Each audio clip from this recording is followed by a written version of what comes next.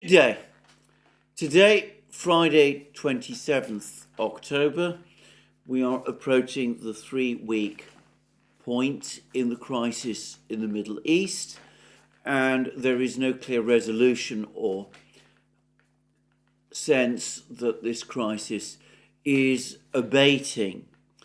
On the contrary, this morning we got reports of American airstrikes on targets in Syria, in eastern Syria. And there's been a statement about these airstrikes from US Defense Secretary Lloyd Austin. And this is what this statement says.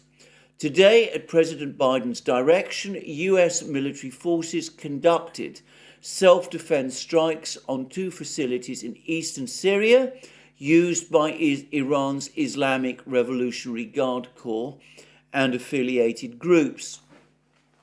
These precision self-defense strikes are a response to a series of ongoing and mostly unsuccessful attacks against US personnel in Iraq and Syria by Iranian-backed militia groups that began on October 17th. As a result of these attacks, 1 US citizen contractor died from a cardiac arrest while sheltering in place. 21 US personnel suffered from minor injuries, but all have since resumed to return to duty. The president has no higher priority than the safety of US personnel, and he directed today's action to make clear that the United States will not tolerate such attacks and will defend itself, its personnel, and its interests. The United States does not seek conflict and has no intention nor desire to engage in further hostilities, but these Iranian-backed attacks against US forces are unacceptable and must stop. Iran wants to hide its hand and deny its role in these attacks against our forces. We will not let them. If attacks by Iran's proxies against US forces continue, we will not hesitate to take further necessary measures to protect our people. These narrowly tailored strikes in self-defense were intended solely to protect and defend US personnel in Iraq and Syria. They are separate and distinct from the ongoing conflict between Israel and Hamas and do not constitute a shift in our approach to the Israel-Hamas conflict. We continue to urge all state and non-state entities not to take action that would escalate into a broader regional conflict. So that is Lloyd Austin's statement. That's the Pentagon's statement. And note that it is a statement in which Lloyd Austin goes out of his way to make clear that he's acting under the authority, with the authority of the President of the United States, President Biden himself. Let us unpack this statement. The first thing to say is that these are airstrikes apparently carried out by F-15 and F-16 fighter jets in eastern Syria against targets that the United States says are connected to Iran, to Iran's Islamic Revolutionary Guard Corps, the IRGC, and to various proxy groups, Shia militia groups that are connected with the IRGC. Now, before I proceed with this program, there is just one important point that I wish to make here, which is that, of course, the IRGC does operate in Syria. It does so with the permission of the Syrian government. The US bases that exist in eastern Syria and which have been the target of these attacks are there without the permission of the government of Syria and have not been authorized by the UN Security Council. So, according to generally accepted principles of international law, the IRGC is in Syria legally, and the US is not. I think that is a point that does need to be remembered, though, of course, and this is also important to say, even if the IRGC is present legally in Syria, and even if US forces in Syria are present in Syria illegally, that does not in and of itself entitle the Islamic Revolutionary Guards Corps to orchestrate attacks against US troops in Syria. But anyway, let's move on from those important points and discuss further what this says. Note, first of all, that Lloyd Austin's comments, his statement, makes it clear that this is a clash between the United States and Iran. And Lloyd Austin talks about attacks on American bases in Syria. And he gives an account of these attacks. It's very sketchy, but the overall impression is attacks on these bases that have been rather ineffective. 21 US personnel suffered minor injuries. One citizen contractor unfortunately died, but not from direct military action. He wasn't killed by a shell or a bomb dropped by a drone. This person died as a result of a cardiac arrest. So, according to Lloyd Austin, according to the Pentagon, there have been these attacks on these bases, but I don't think it is stretching it to say that these attacks, for the moment at least, look more like pinprick attacks than anything else. But Lloyd Austin says that it is Iran which is orchestrating these attacks on these bases, and that Iran is trying to hide its hand by denying its role in these attacks, but that the United States knows that it is Iran that is behind these attacks, though it doesn't say, Lloyd Austin doesn't say on what basis the United States has that knowledge, and that if these attacks continue, we will not hesitate to take further necessary measures to protect our people. Now, there's no specificity about what those further necessary measures might mean. But note, again, that it is not impossible that these measures could involve direct strikes on Iran itself. After all, Lloyd Austin says quite clearly in this statement that it is Iran that is orchestrating the attack on US bases.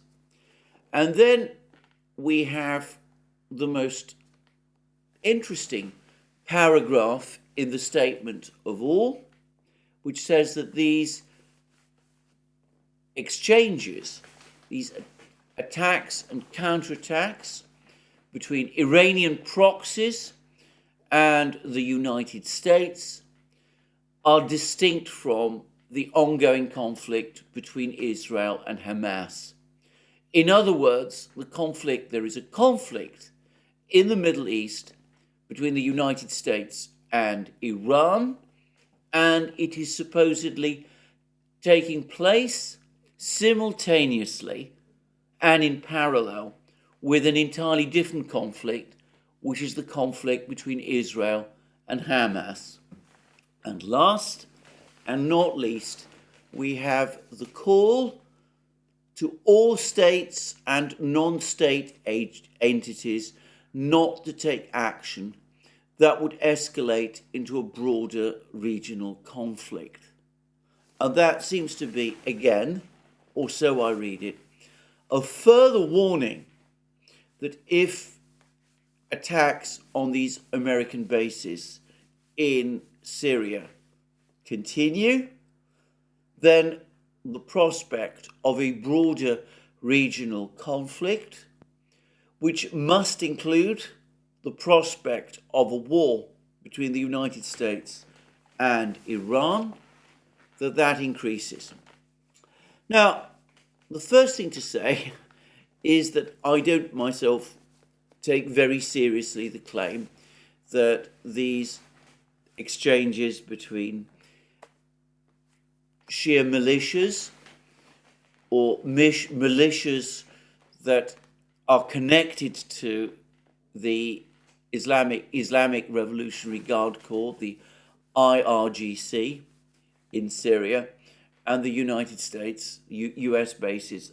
I don't take very seriously claims that these are not, to a certain extent, connected to the ongoing conflict between Israel and Hamas.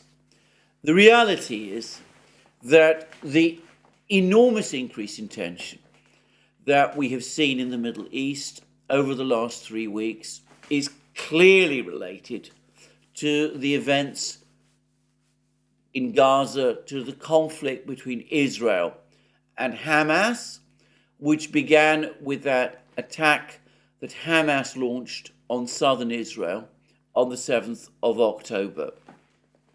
There have been tensions between the United States and Iran before. That's an understatement. But it's difficult to believe that we would have American airstrikes on positions of what the United States says are Iranian proxies taking place in Syria now, if there was no conflict between Israel and Hamas.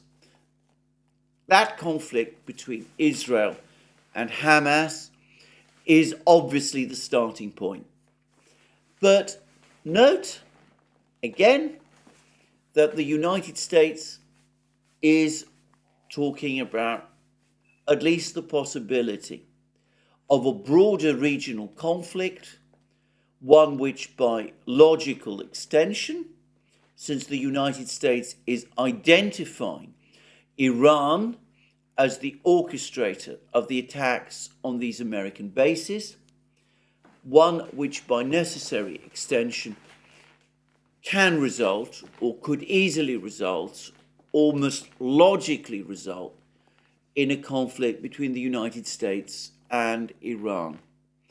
And of course, all of this happening alongside all these enormous American military deployments to the Middle East, these carrier battle groups that are being deployed to the Middle East, these large concentrations of fighter jets that have been sent to the Middle East, the latest deployments announced yesterday of surface-to-air missile batteries and the 900 operators who will be operating these missile batteries also to the Middle East.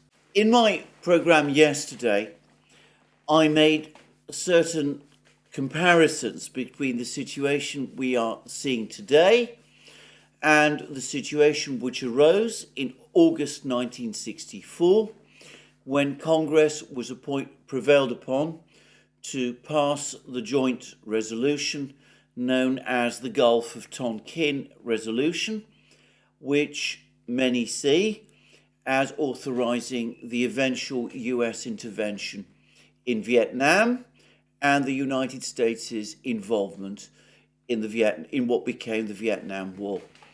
Well, let's just revisit all of that and recall what happened. Firstly, the actual incident, the original Gulf of Tonkin incident, is supposed to have taken place on the 4th of August. 2 US destroyers were operating in the Gulf of Tonkin. It was claimed that they were operating in international waters. This claim has been disputed.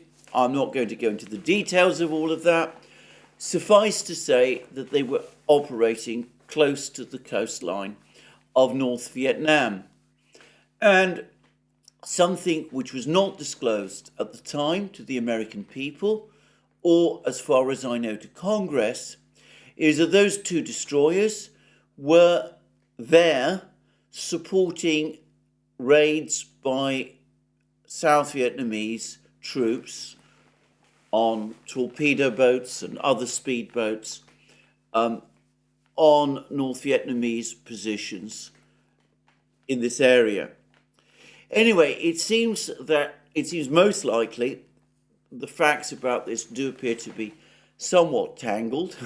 But anyway, it does seem most likely that the North Vietnamese did retaliate against these attacks, and that one of these attacks did involve some kind of an attack on the 4th of August, 1964, against one of these American destroyers. The United States at the time claimed that there had also been a second attack against the second of these 2 American destroyers, but it is now generally accepted that this second attack did not take place. The following day, 5th August 1964, the United States carried out major airstrikes against North Vietnam, and these apparently involved 64 strike sorties from aircraft from 2 US carrier groups in the region, from the USS Ticonderoga and the USS Constellation, principally, it seems, against torpedo bases of the North Vietnamese military located in North Vietnam. So, airstrikes carried out by the United States. And on the following day, on the 6th of August, President Johnson himself addressed the American people, spoke to the American people about this allegedly unprovoked attack by North Vietnam on those 2 destroyers. And the following day, on 7th August, Congress passed the joint resolution, the Gulf of Tonkin resolution. And the resolution, the Gulf of Tonkin resolution, in effect authorized, or was seen to authorize, the American attacks, subsequent attacks on North Vietnam, and appeared to give retrospective authority to the president for the airstrikes against North Vietnam that had taken place on the 5th of August. Now, it's perhaps worth revisiting some of the language of the Gulf of Tonkin resolution. So the joint resolution reads that it's to promote the maintenance of international peace and security in Southeast Asia. And then it goes on to say, whereas naval units of the communist regime in Vietnam, in violation of the principles of the Charter of the United Nations and of international law, have deliberately and repeatedly attacked United States naval vessels lawfully present in international waters and have thereby created a serious threat to international peace. And whereas these attackers are part of deliberate and systematic campaign of aggression that the communist regime in North Vietnam has been waging against its neighbors and the nations joined with them in the collective defense of their freedom. And whereas the United States is assisting the peoples of Southeast Asia to protect their freedom and has no territorial, military or political ambitions in that area, but desires only that these people should be left in peace to work out their destinies in their own way. Now, therefore, be it resolved by the Senate and House of Representatives of the United States of America in Congress assembled, that the Congress approves and supports the determination of the President as Commander-in-Chief to take all necessary measures to repel any armed attack against the forces of the United States and to prevent further aggression.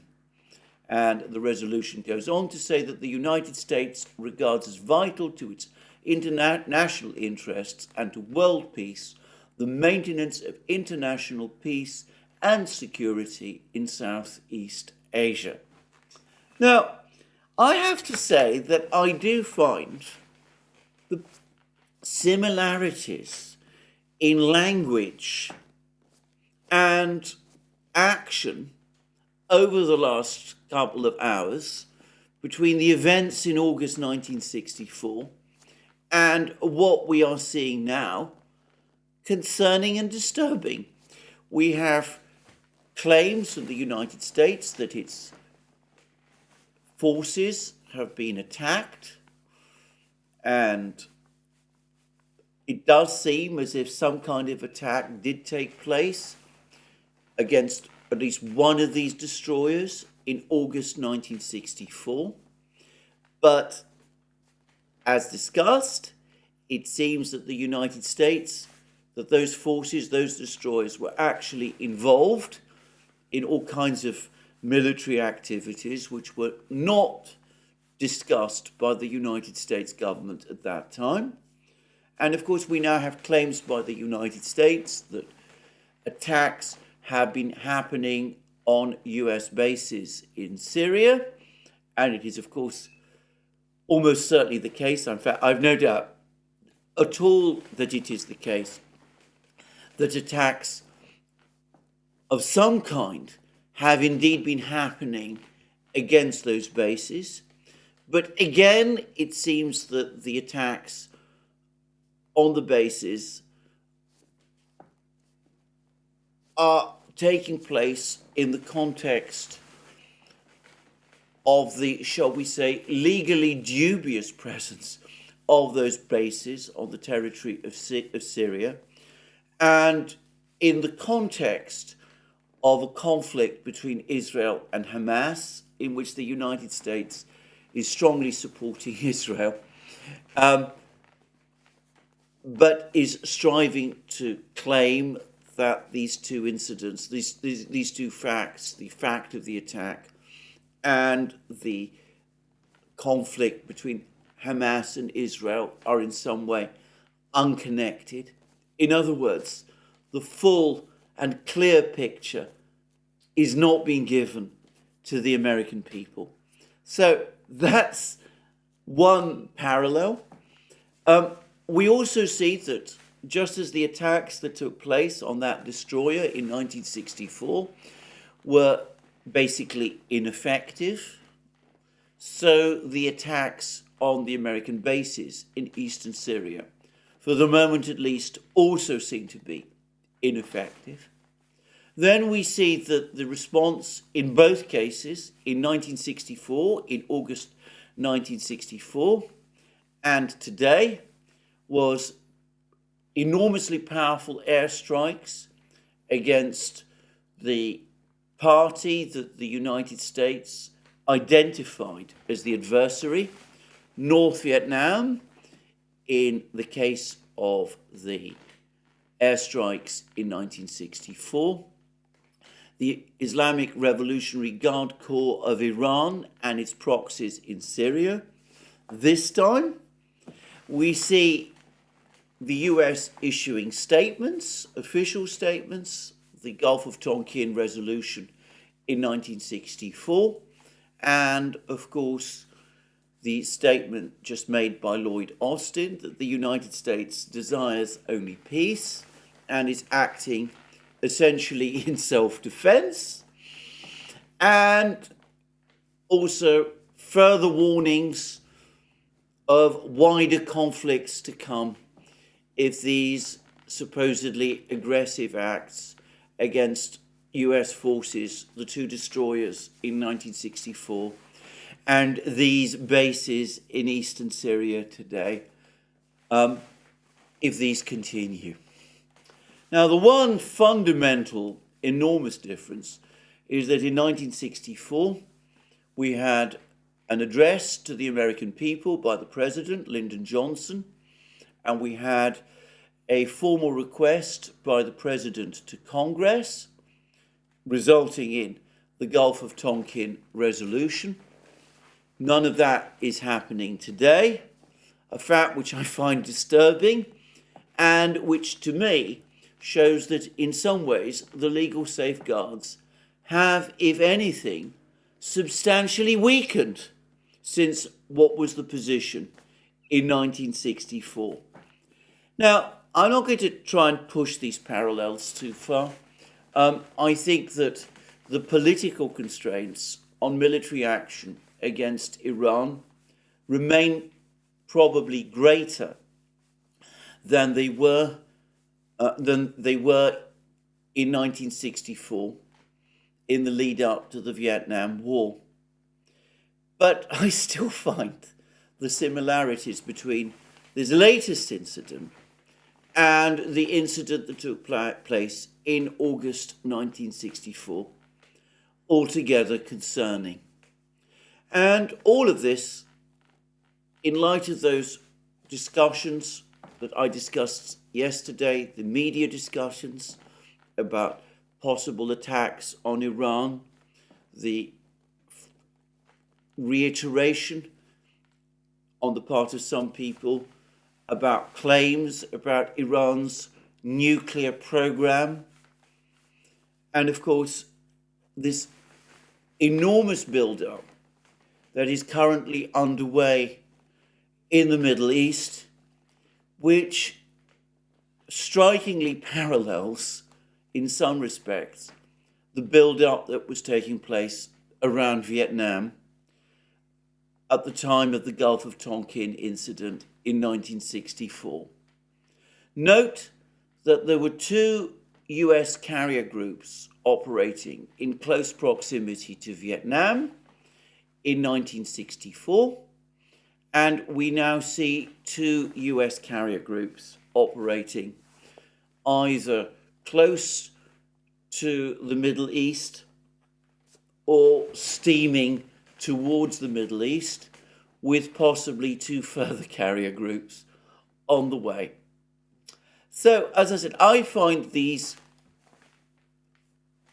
comments, these parallels disturbing, and it seems to me that the actions, the airstrikes, the reasoning given, the attacks on the American military, the deployments, the warnings, the airstrikes, some of the language used are too close to each other, too similar to each other for comfort.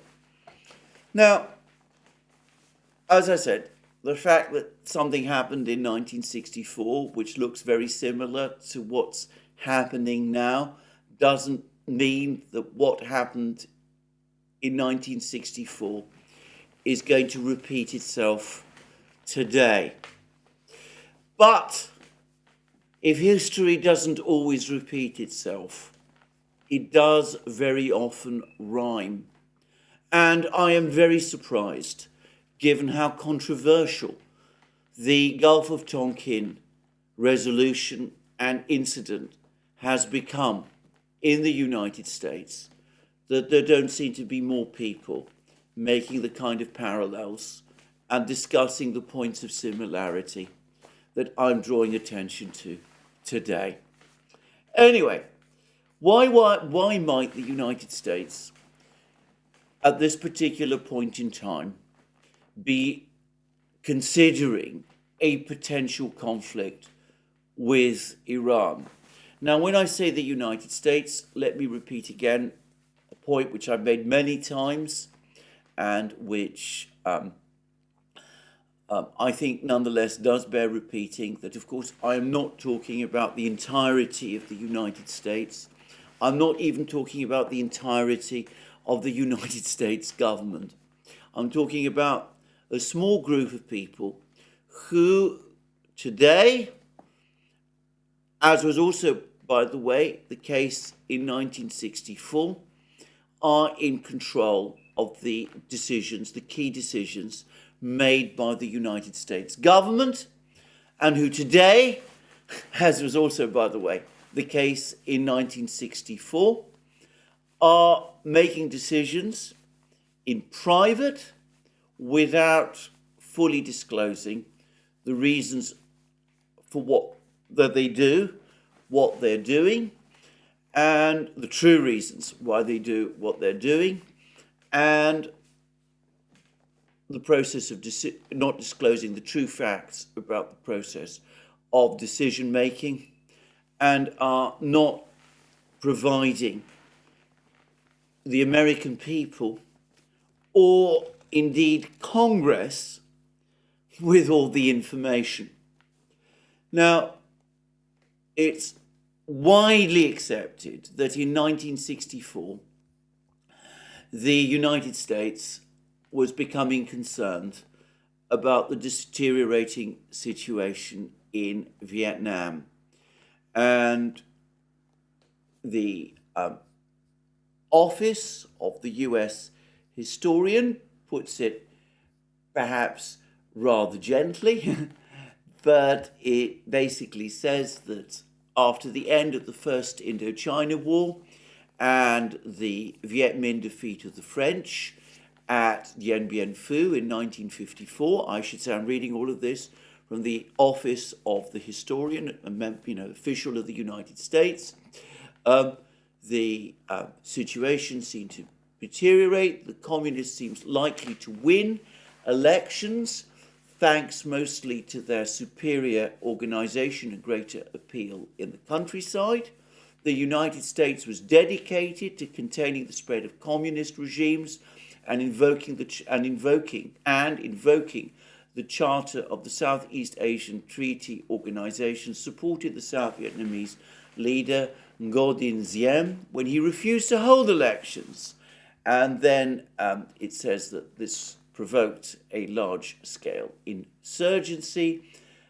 Diem failed to capture the loyalty of the South Vietnamese people, and by August 1964, the Johnson administration believed that escalation of the US presence in Vietnam was the only solution, the only way of resolving the various problems that the Diem government had in Vietnam, and the risk that there would be a communist takeover in South Vietnam. So that's from the office of the US historian. You can find it all there. The real reason for the Gulf of Tonkin resolution, at least the background reason, was that the Johnson administration was looking for some mechanism to get Congress to authorize a US military presence in Vietnam. So that was the actual background reason this time. And I would suggest that there are a multiplicity of background reasons why the United States, or at least some people in the United States at this time, independently of what is happening between Israel and Hamas, might be anxious to consider strong action against Iran. Firstly, there's been a very significant improvement in Iran's geopolitical position. As a result of Chinese mediation, Iran has achieved a rapprochement with its old adversary, Saudi Arabia. It appears to be working closely with Saudi Arabia, potentially also to control or to assist Saudi Arabia in the control or regulation of the world oil market.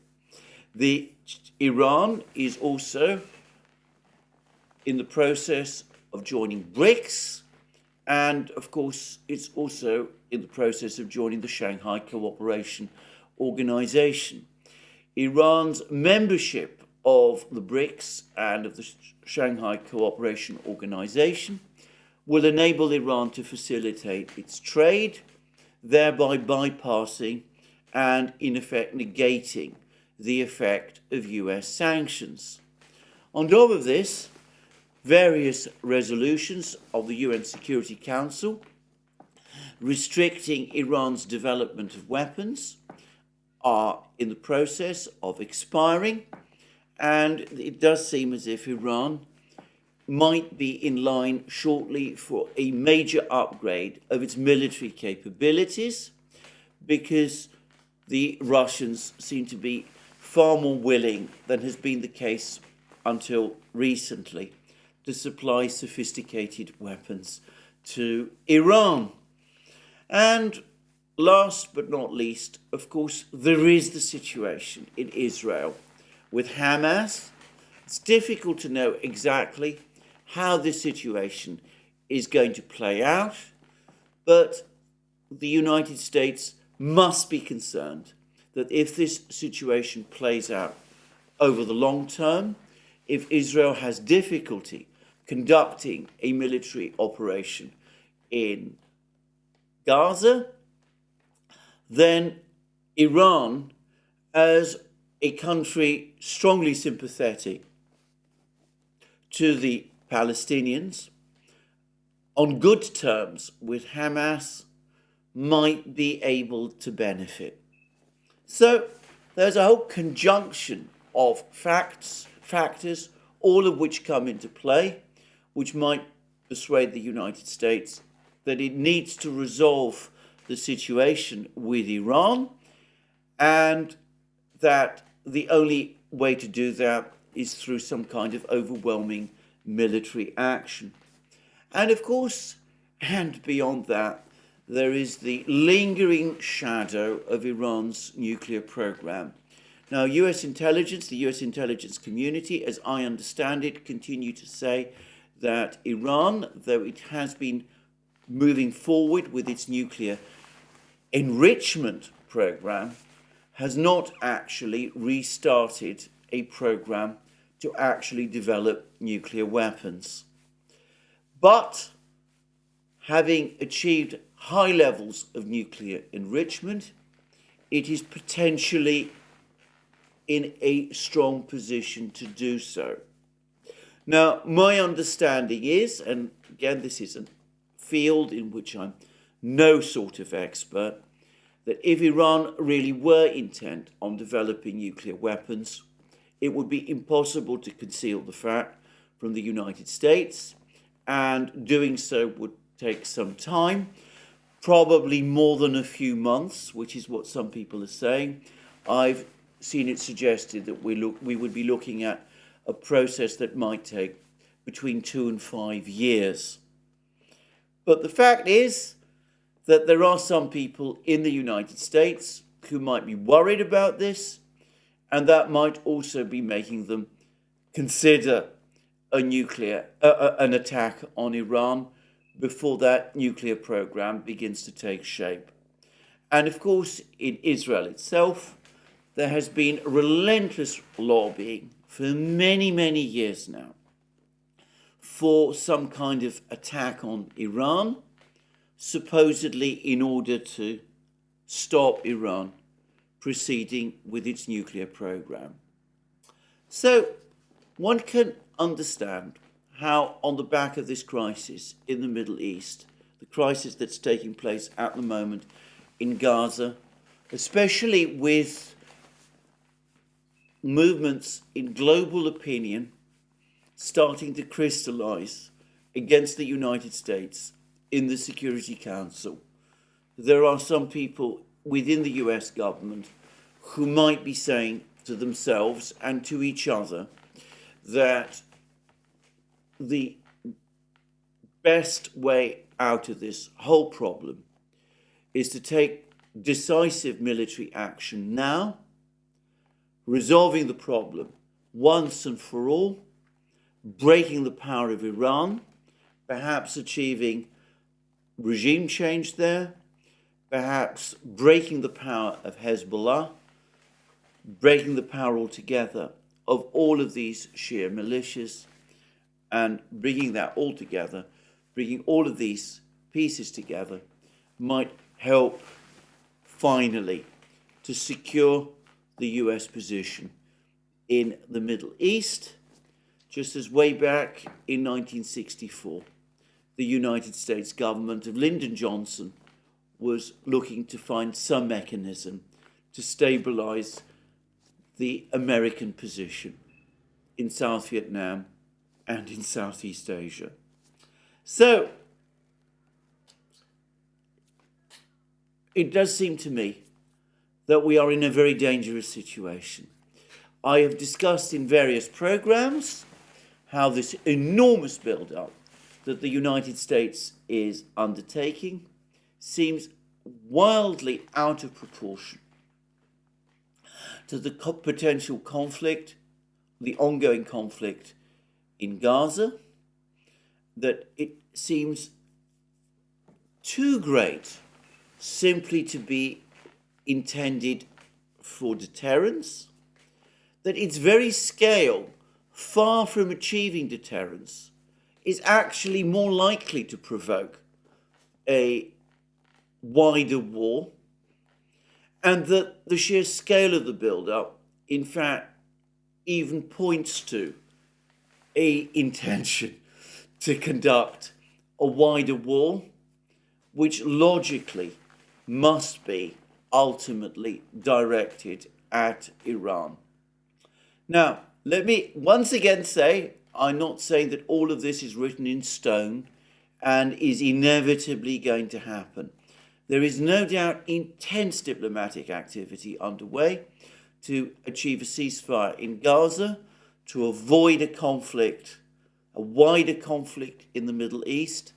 I get the sense that the Arab states absolutely and emphatically do not want one.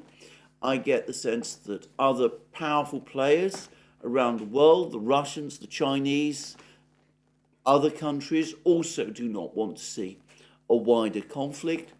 And I suspect that the political constraints in the United States are much greater today than they were in 1964.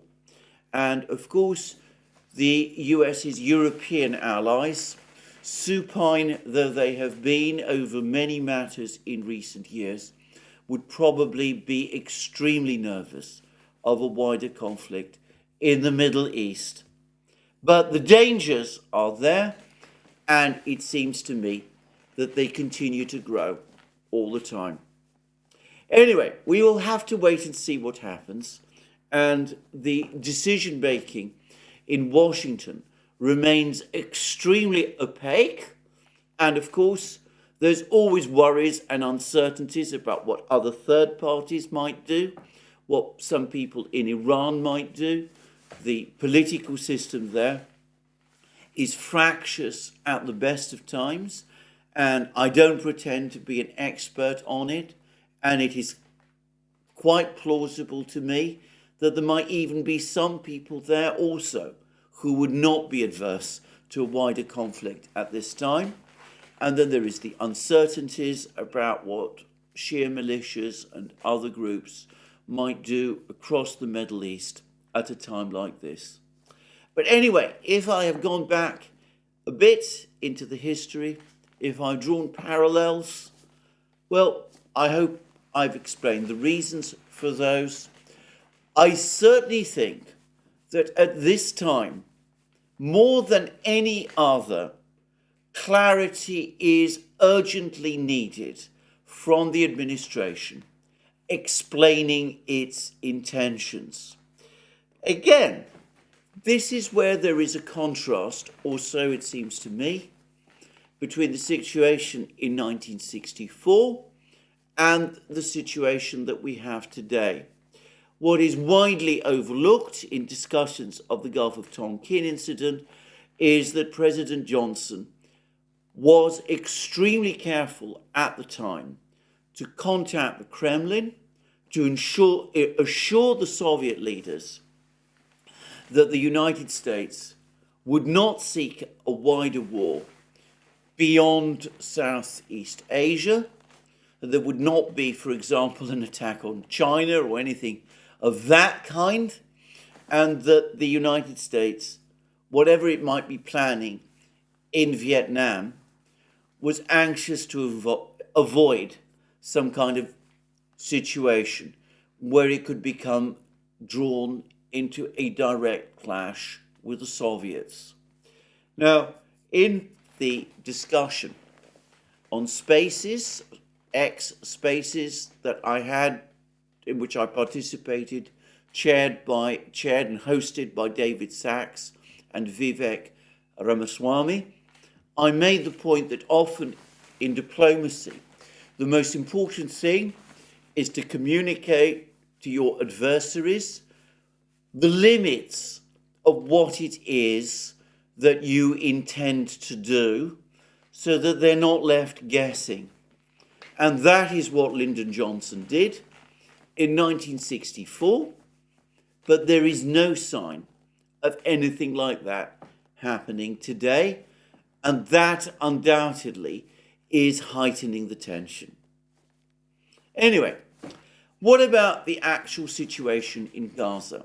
Well, there's been a very complex article in the New York Times which says that the Israeli military are straining at the leash to launch their ground offensive into Gaza, but that it is Prime Minister Netanyahu who is having cold feet and is reining them back because he's worried that if the operation in Gaza does not work out, that would be a major blow to his position and indeed to the position of Israel altogether, and might cause severe demoralization in Israel. Now, that may very well be true, but I have to say that it is not all entirely consistent with earlier reports which I have seen, which, on the contrary, suggested that it was the military leaders who were conscious of the problems and complexities of a military offensive in Gaza, a ground offensive in Gaza, and that, on the contrary, it was Prime Minister Netanyahu who was urging them on and becoming frustrated about the fact that they were not acting. And then we have other reports which suggest that it is the United States that is trying to rein the Israelis in, telling the Israelis not to carry out this ground offensive in Gaza. We had President Biden last week, over the course of his trip to Israel, telling the Israelis that Israel should be careful not to repeat the mistakes that the United States made after 9/11 and all of that. So this article, this latest article in the New York Times, well, for all I know, it may be true, but here we have yet another explanation of why so far this ground operation in Gaza has not taken place. What, of course, does continue to take place is bombing attacks by Israel on Gaza and missile attacks by Hamas on Israel. So that kind of fighting continues, and of course, whilst it continues, the prospects of a regional war remain very real, a conflict that might involve Hezbollah, and of course, going back to my previous discussion, it's entirely possible that regardless of what the United States might be planning with respect to Iran, even if, as of this time, there are no plans in Washington for some kind of conflict in Iran, until there is some kind of a cessation of hostilities in Gaza, the risk of a wider conflict involving multiple other actors remains extremely high. Now, diplomatic activity, of course, continues, I understand that the Chinese Foreign Minister Wang Yi has now once again been speaking to US Secretary of State Blinken. I'm going to wait until I've seen a proper readout of that call before discussing it. But in the meantime, we have this tantalizing trip by a Hamas delegation to Moscow. And this trip has caused the Russians huge embarrassment. And to get a sense of how embarrassed they are, firstly, look to the extremely complex briefing which has been provided by Putin's spokesman, Dmitry Peskov. So we have Peskov explaining over the course of a briefing in Moscow that there were reports about the Hamas's delegation's visit to Moscow along the lines of the foreign ministry. We believe it is necessary to continue contacts with all sides, and of course we will continue our dialogue with Israel. That was what Peskov said, and then he went on to reassure reporters that there will be no contacts between between Hamas and the Kremlin. In this case, there is no Kremlin program for these representatives. They have no contacts with the Kremlin. And then he went on to say, undoubtedly in response to questions from journalists, but also conscious of criticism from Israel about this visit, he went on to say that terrorism in any of its manifestations cannot be justified. This is absolutely in harmony with our consistent position, which has been repeatedly voiced by Russian President Putin. As regards Gaza, we have also repeatedly said that it is facing a humanitarian crisis that is a concern almost the world over. Now, the reason that Peskov is engaging in this complex language is because, of course, the Russians, Putin himself, have repeatedly made clear that they consider that terrorism, wherever it happens, is absolutely unacceptable, that it is inappropriate, wherever it is done, by whomever it is done, whatever the grievances that justify it, it is unacceptable, it is wrong, it must be opposed. And of course, by any legal definition, what Hamas, or political definition, or moral definition, what Hamas did on the 7th of October would constitute terrorism. Killing civilians, shooting up people at a rave party, killing children, and even if some of the more lurid claims about that have been dropped, children were killed, and of course the taking of hostages, that legally falls within the definition of terrorism, as the Russians in the past have repeatedly themselves pointed out. So the Russians, who of course have fought Islamist terrorism in many places, in the Caucasus, in Syria, and who have shown strong aversion in the past to the Muslim Brotherhood, the organization that played a key role in the uprising against President Assad's government in Syria, and whose overthrow when they formed the government of Egypt, the Kremlin welcomed. Anyway, the Russians, who have taken all of these stances in the past, are therefore intensely embarrassed at this particular time about the fact that they're actually hosting in Moscow a delegation from Hamas. And nonetheless, they've decided to do it. And this delegation has obviously been granted visas, and they are meeting with some people in the foreign ministry. Now, the Russians are saying that the primary purpose that this delegation is in Moscow is in order to conduct negotiations with Hamas for the release of hostages, some of the 200 or so hostages that Hamas is holding in Gaza, some of whom, by the way, have Russian citizenship, and also to facilitate humanitarian relief operations. And I have no doubt that this is true.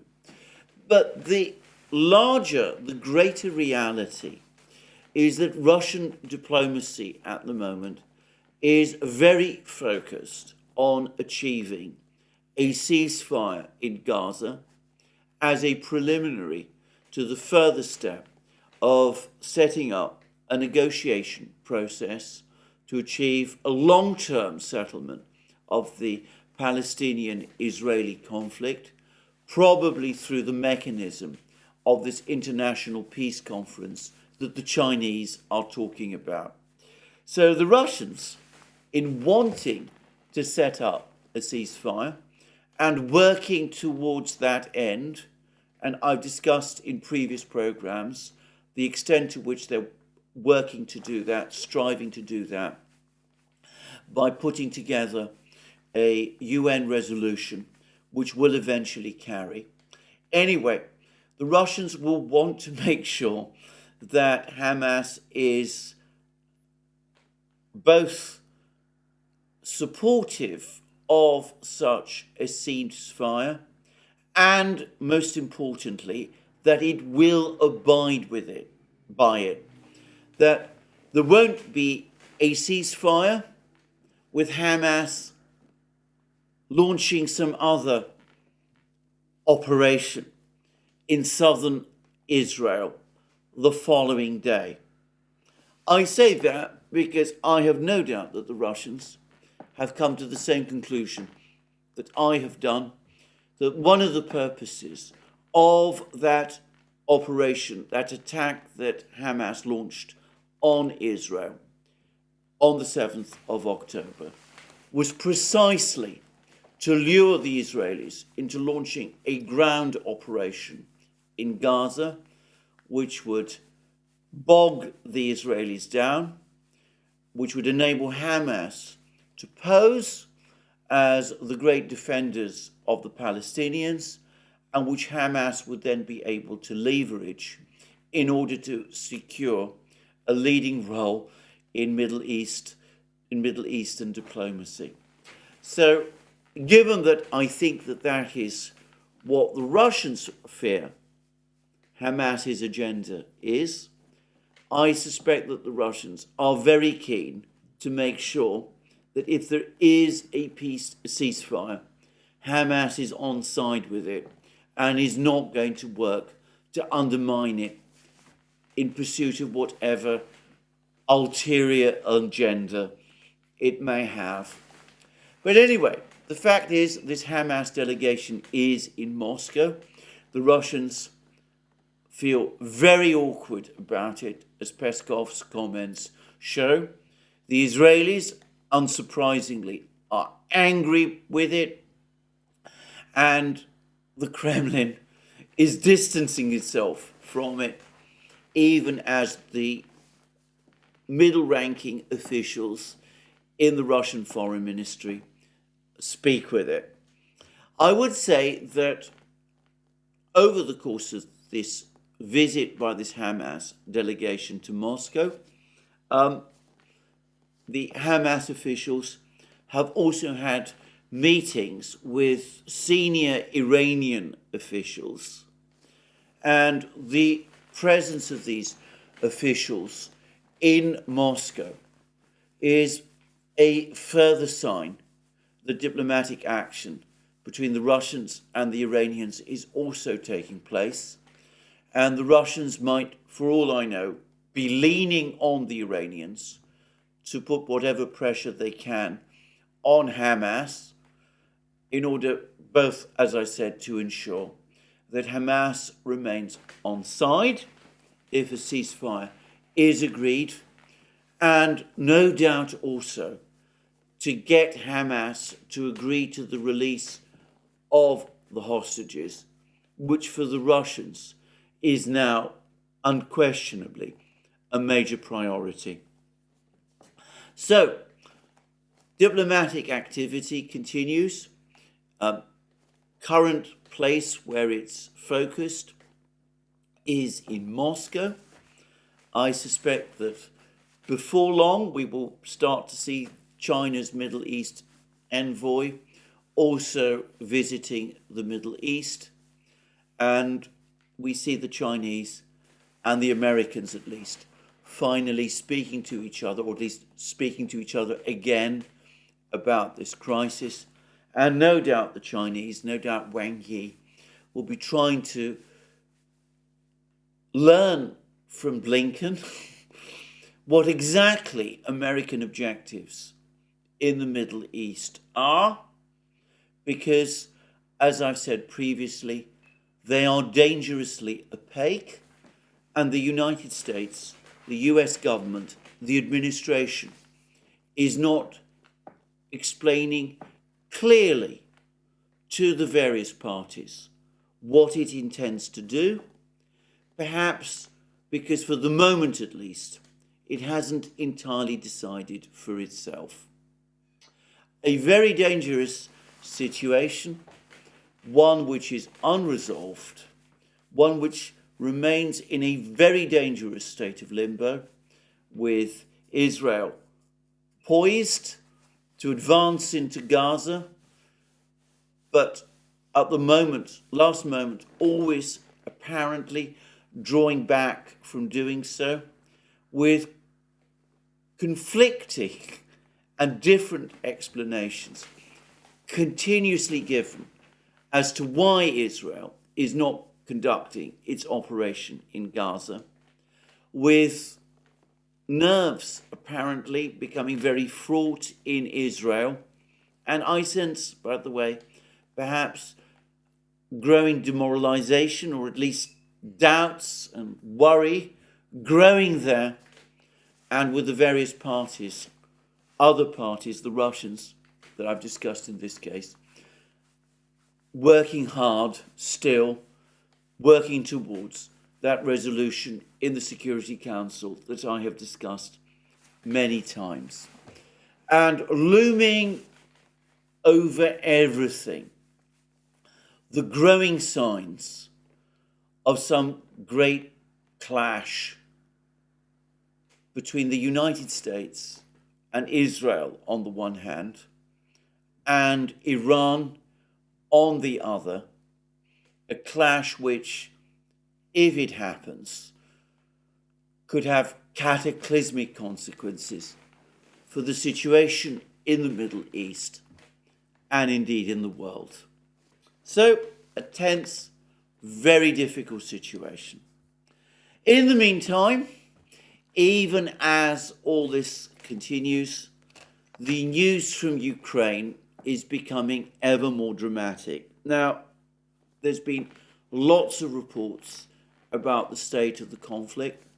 The Russian Defense Ministry has now updated its account of the number of aircraft that Ukrainian aircraft that the Russians claim that they've shot down over the course of this month. The Russian Defense Ministry says that since the 31st of October, Russia has shot down 31 Ukrainian jet aircraft, including I believe 20 MiG-29s, or at least that was the number that I recall, as well as 8 Sukhoi 25 ground attack aircraft, a Sukhoi 24, a number of helicopters. Anyway, there's been a report to that effect from the Russian Defense Ministry, but all of this is now becoming overshadowed by the news on the battlefronts. And there's growing sense, or so it seems to me, of a major operational crisis for Ukraine, not just in Avdeyevka, though that now seems to be the main point of the battle, but elsewhere also as well. Now, I've discussed in several programs how the Russians seem to have captured or claim to have captured the slag heap, and how we saw Russian flags on the slag heap. There were predictable denials of this from the Ukrainian side. There were claims that these photos of Russian flags on the slag heap were misleading. The Ukrainian official in overall charge of Avdeyevka, this is the civilian official, Mr. Barabash, has been saying that the slag heap is actually in the grey zone. He's been distinguishing between the slag heap and other smaller slag heaps. He says that there's only one slag heap which answers to the classic concept of a slag heap.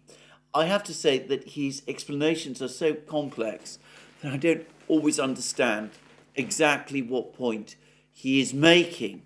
But overall, my overall impression was that he was trying to say that the claims that the Russians have made, that they've captured the slag heap and that they're in full control of it, are untrue, that it is in the grey zone, and that these flags that have been planted do not in themselves confirm Russian control, that Russian soldiers are able to enter parts of the slag heap, plant flags there, but they're not able to remain there for any length of time.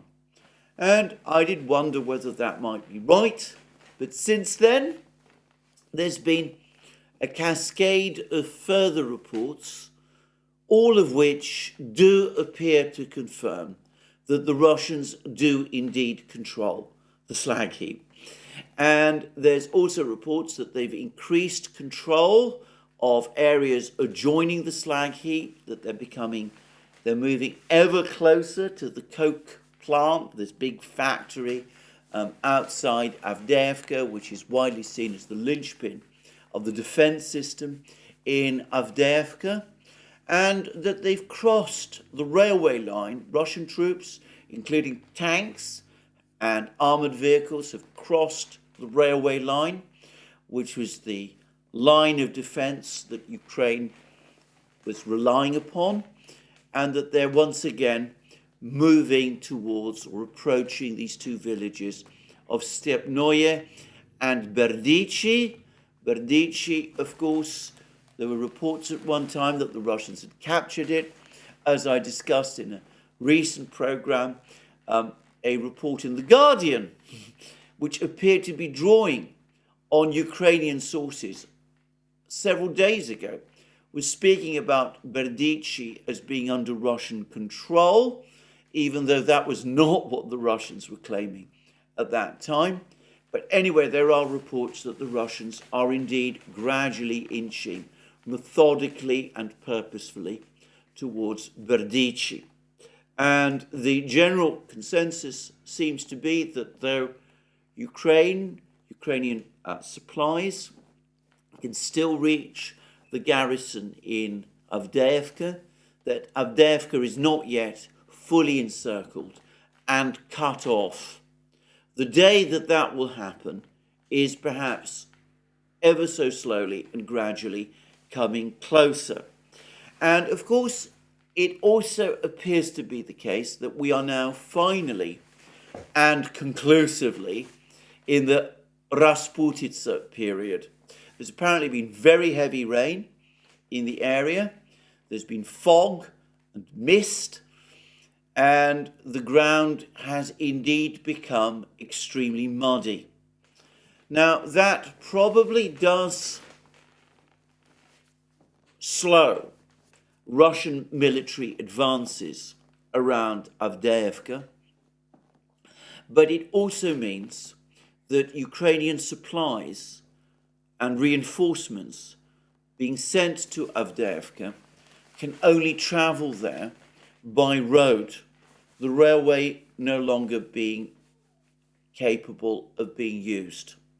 So if the Russians do manage to cut off the one road, apparently, that's left, leading into Avdeyevka, then at least for the next few weeks, until the ground starts to harden again in the winter frosts, the Ukrainian garrison in Avdeyevka will in effect be surrounded. Now, having said that, this is a complex and difficult battle. Ukraine continues to claim that it's inflicting massive losses on the Russians. I'm frankly deeply skeptical about the totality of those claims. They seem to be wildly excessive from what I can see. But anyway, this is a complex and difficult battle. So far, it is being conducted by the Russians with, and I have to say this, a certain flair, in a more organized and sophisticated way than perhaps we have seen in the past, more sophisticated than we saw in the fighting around Bakhmut a year ago, for example. But anyway, this is a complex and difficult battle. I suspect, despite some euphoric claims that we've seen from the Russian side, and some alarmed claims that we're starting to see also from the Ukrainian side, that this is still going to take some weeks, at the very least, before it fully plays out.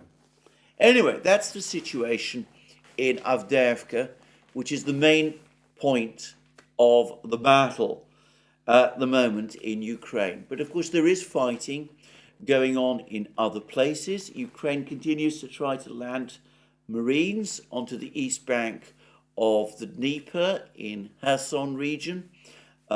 So far as I can see, these raids, these cross-Dnieper raids, have not succeeded in achieving anything of any significance.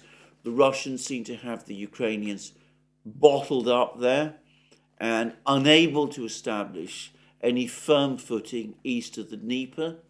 And to be honest, I think the general consensus from most people who've been following this is that Ukraine simply lacks the resources to carry out a full offensive in this area across the Dnieper. And of course, the deterioration in the weather conditions is going to make it more difficult to conduct such an operation anyway. And my sense is, and I think the sense of many people is, that this is a last attempt, no longer even to keep the offensive going, the Ukrainian offensive going, but rather perhaps to ease pressure on Ukraine, the Ukrainian military, on other parts of the battlefront, and including Avdeyevka itself, by compelling the Russians to transfer reserves to eastern Kherson region in order to hold off or counter these attacks across the Dnieper. But anyway, those attacks do, however, for the moment at least, continue. They are the only attacks that I'm aware of that Ukraine is conducting now. In the Vremivka salient area, the Russians seem to be making steady progress, recovering ground they lost over the course of Ukraine's summer offensive. Interestingly, they don't seem to be focusing on recapturing those two villages, Staromayorsk and Urozhaine, that Ukraine was able to capture in August. They seem to be focusing instead on advancing somewhere to the west of those two villages. But overall, it does seem as if the Russians have succeeded in regaining quite a lot of the territory that they lost in the Vremivka salient area.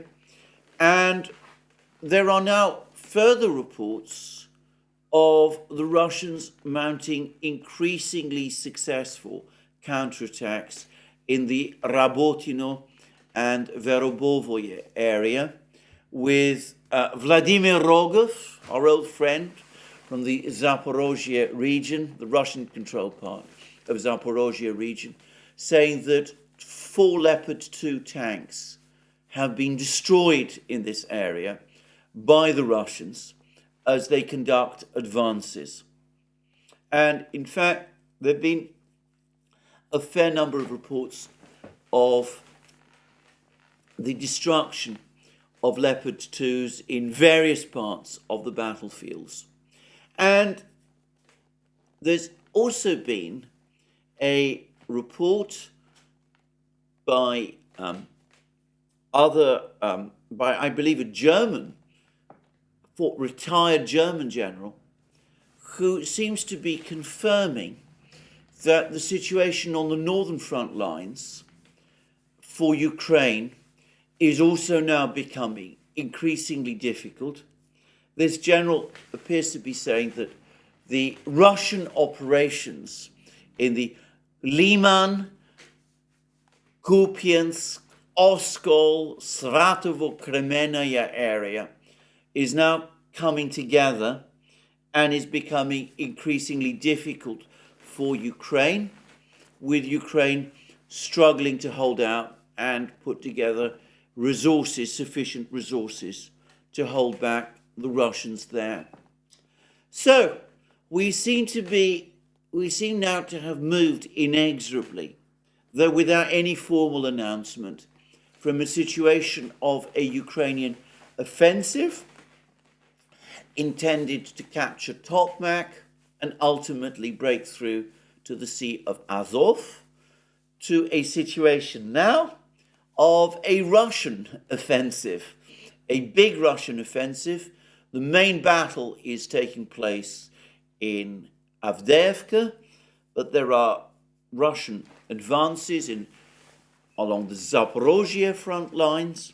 There are reports, very difficult to assess, of Russian advances also in the Bakhmut area, of Russian advances towards Seversk, and of a major Russian advance in the north, in Kharkiv region, on the Oskol River line, in Kupiansk and Liman, and those places which Ukraine successfully recaptured in its offensive of a year ago. So a general operational crisis for Ukraine. And all of this at a time when Ukraine is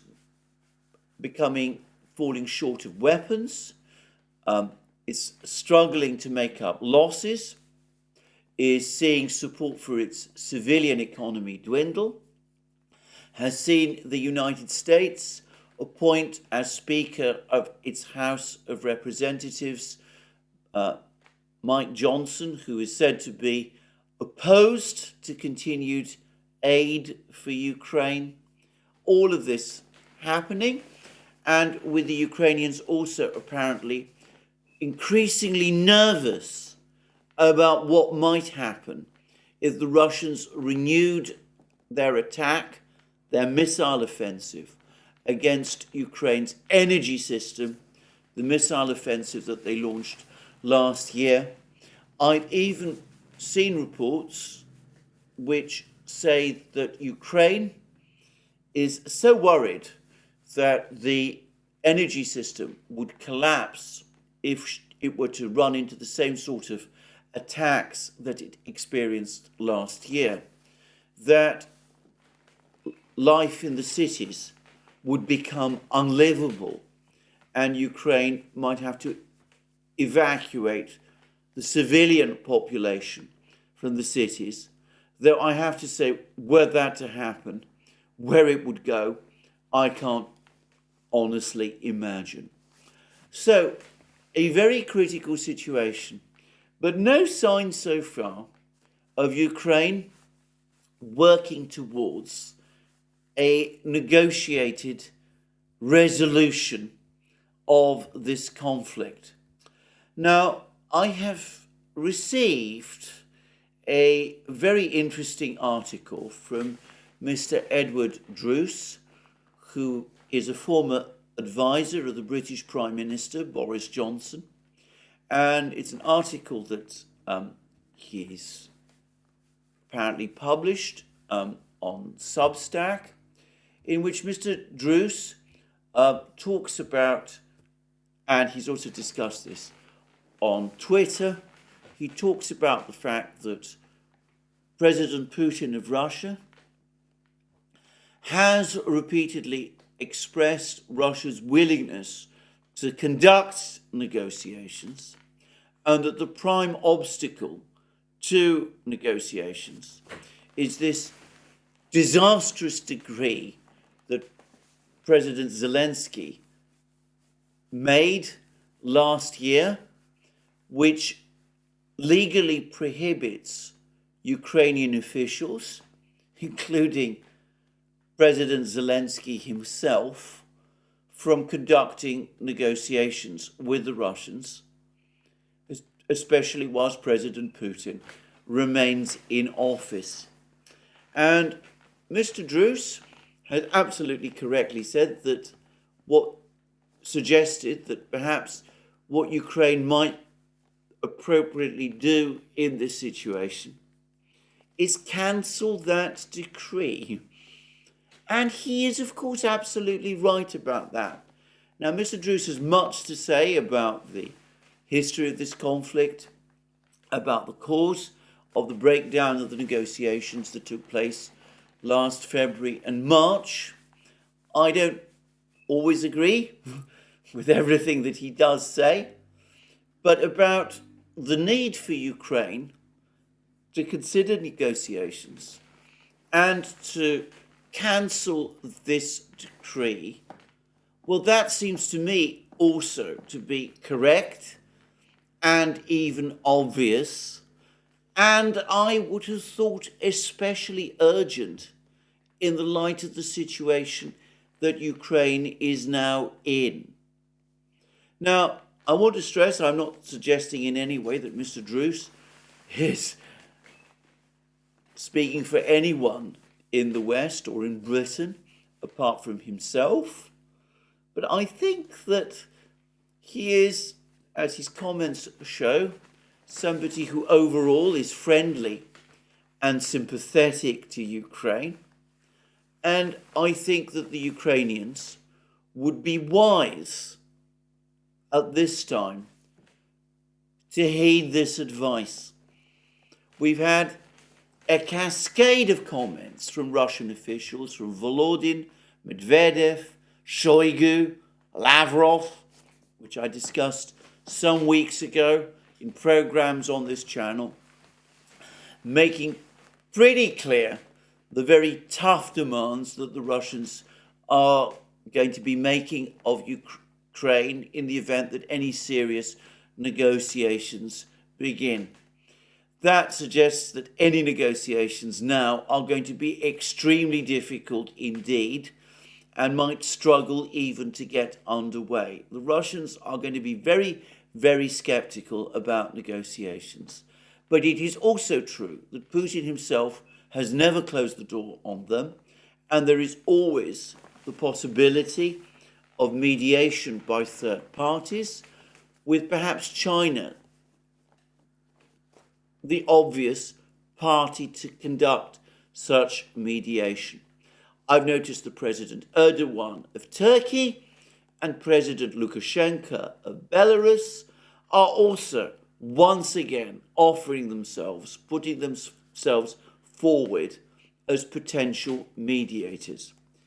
Given that all of this is the case, surely it is time, it is very urgent time indeed for Ukraine, for the government of Ukraine, to start to do the kind of things, wise things, that Mr. Druce is saying. After all, we do have that